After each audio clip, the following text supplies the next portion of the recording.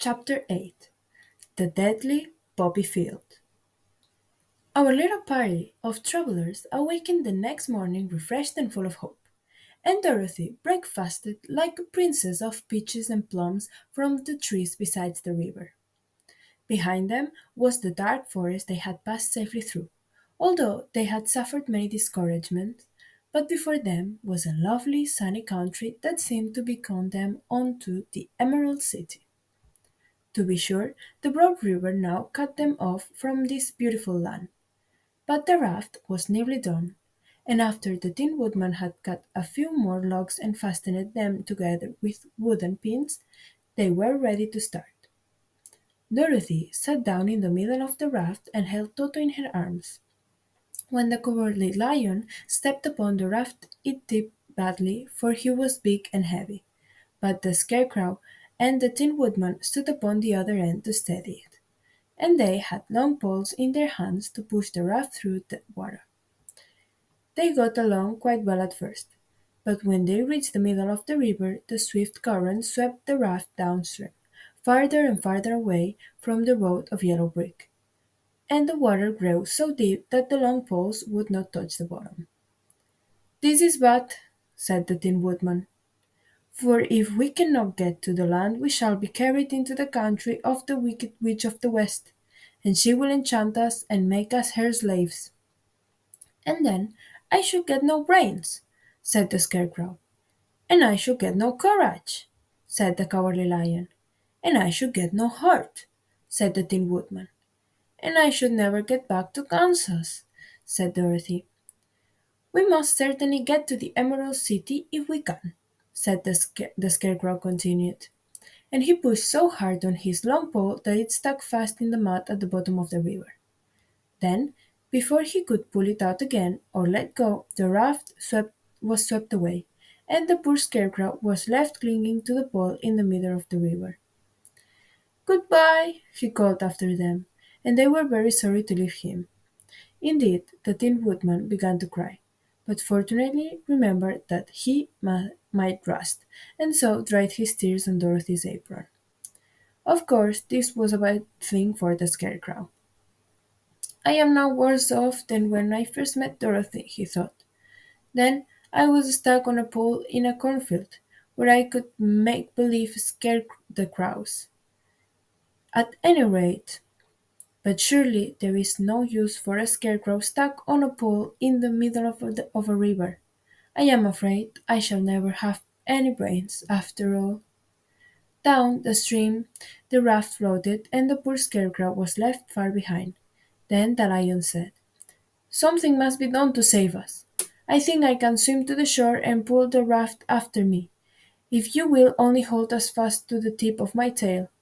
So he sprang into the water, and the Tin Woodman caught fast hold of his tail. Then the lion began to swim with all his might toward the shore. It was hard work, although he was so big, but by and by they were drawn out of the current, and then Dorothy took the Tin Woodman's long pole and helped push the raft to the land. They were all tired out when they reached the shore at last and stepped off upon the pretty green grass. And they also knew that the stream had carried them a long way past the road of yellow brick that led to the Emerald City. "What shall we do now?"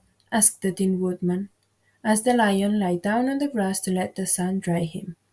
"We must get back to the road, in some way," said Dorothy.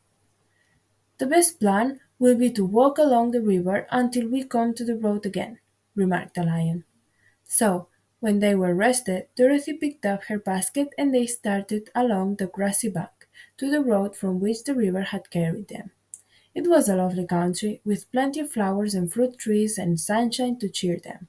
And had they not felt so sorry for the poor scarecrow, they could have been very happy. They walked along as fast as they could, Dorothy only stopping once to pick a beautiful flower, and after a time the Tin Woodman cried out, "Look!" Then they all looked at the river and saw the Scarecrow perched upon his pole in the middle of the water, looking very lonely and sad. "What can we do to save him?" asked Dorothy. The Lion and the Woodman both shook their heads, for they did not know. So they sat down upon the bank and gazed wistfully at the Scarecrow until a stork flew by, who, upon seeing them, stopped to rest at the water's edge. "Who are you, and where are you going?" asked the stork. "I am Dorothy," answered the girl, "and these are my friends, the Tin Woodman and the Cowardly Lion, and we are going to the Emerald City." "This isn't the road," said the stork, as she twisted her long neck and looked sharply at the queer party. "I know it," returned Dorothy, "but we have lost the Scarecrow and are wondering how we shall get him again." "Where is he?" asked the stork. "Over there in the river," answered the little girl. "If he wasn't so big and heavy, I would get him for you," remarked the stork. "He isn't heavy a bit," said Dorothy eagerly, "for he is stuffed with straw, and if you will bring him back to us, we shall thank you ever and ever so much." "Well, I'll try," said the stork, "but if I find he's too heavy to carry, I shall have to drop him in the river again." So the big bird flew into the air and over the water till she came to where the Scarecrow was perched upon his paw. Then the stork with her great claws grabbed the Scarecrow by the arm and carried him up into the air and back to the bank, where Dorothy and the lion and the Tin Woodman and Toto were sitting. When the Scarecrow found himself among his friends again, he was so happy that he hugged them all, even the lion and Toto. And as they walked along, he sang "Tol-de-ri-de-ro." At every step he felt so gay. "I was afraid I should have to stay in the river forever," he said, "but the kind stork saved me, and if I ever get any brains I shall find the stork again and do her some kindness in return." "That's all right," said the stork, who was flying along beside them. "I always like to help anyone in trouble. But I must go now, for my babies are waiting in the nest for me. I hope you will find the Emerald City and that Oz will help you." "Thank you," replied Dorothy, and then the kind stork flew into the air and was soon out of sight. They walked along listening to the singing of the brightly colored birds, and looked at the lovely flowers which now became so thick that the ground was carpeted with them. There were big yellow and white and blue and purple blossoms, besides great clusters of scarlet poppies, which were so brilliant in color they almost dazzled Dorothy's eyes. "Aren't they beautiful?" the girl asked as she breathed in the spicy scent of the bright flowers. "I suppose so," answered the Scarecrow. "When I have brains, I shall probably like them better. If I only had a heart, I should love them better," added the Tin Woodman. "I always did like flowers," said the lion. "They seem so helpless and frail, but there are none in the forest so bright as this." They now came upon more and more of the big scarlet poppies, and fewer of the other flowers, and soon they found themselves in the midst of a great meadow of poppies. Now it is well known that when there are many of these flowers together, their odor is so powerful that anyone who breathes it falls asleep. And if the sleeper is not carried away from the scent of the flowers, he sleeps on and on forever. But Dorothy did not know this, nor could she get away from the bright red flowers that were everywhere about. So presently her eyes grew heavy, and she felt she must sit down to rest and to sleep. But the Tin Woodman would not let her do this.